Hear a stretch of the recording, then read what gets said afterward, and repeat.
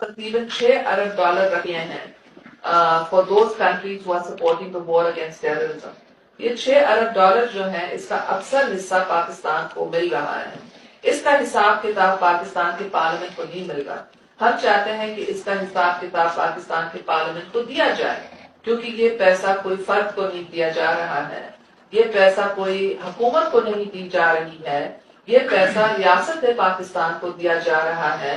اور جب ریاست پاکستان کو دیا جا رہا ہے تو یہ پبلک فنڈز ہیں اور ان کی public accountability through the parliament ہونی چاہیے. ظاہر اگر ہم فیل کرتے ہیں ایز اے پاکستانی کہ یہ ہمارے ملک کو دیا جا رہا ہے اور اس کا حساب کتاب ہونا چاہیے، تو آپ سوچ سکتے ہیں کہ جو لوگ یہ پیسہ دے رہے ہیں وہ بھی چاہیں گے کہ اس پیسے کا حساب کتاب ہو. یہ تو لین دین کا ایک حصہ ہے اور اس میں میرے کو کوئی چیز ان یوزل ایسے نہیں نظر آتا.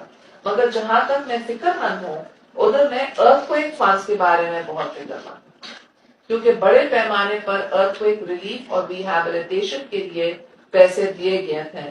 مگر جو مجھے رپورٹس آزاد کشمیر سے مل رہے ہیں اور مجھے رپورٹس جو مل رہے ہیں ناردرن ہمارے جو فرنٹیئر پروونس کے ہیں جدھر ہمارے ارتھکویک کے متاثرین ہیں، ان کی ریہیبلیٹیشن صحیح معنوں میں نہیں ہوئی، بلکہ یہ بھی کہا جا رہا ہے کہ تقریباً 40,000 چیکس جو ایشو کیے گئے تھے وہ باؤنس ہوئے. ابھی ارتھکویک سے مور دین اے ایئر ہیز پاس اور کہ ہمارے لوگ اس سردی کے موسم میں ہم خوش نصیب ہیں ڈاکٹر جاوید کے یہاں اچھے سے ہیٹڈ روم میں ہم بیٹھے ہیں. مگر جب ہمارے ہم وطن وہاں ٹینٹس کے اندر ہوں، کولڈ ایریاز میں ہوں، جن کے پاس چھوٹے بچے ہوں اور ان بچوں کے پاس چھت بھی نہ ہو، تو یہ بہت بری بات ہے. خاص طور پر جب پیسہ دنیا نے دیا ہے، جب پیسہ ہر پاکستانی نے، خواہ وہ واشنگٹن میں رہ رہے تھے یا لندن میں رہ رہے تھے یا دنیا کے کوئی بھی حصے میں رہ رہے تھے، ہر پاکستانی نے دل کھول کر کے امداد کی ہے. تو مجھے خاص طور پر تشویش ارتھکویک فنڈز کے بارے میں ہے.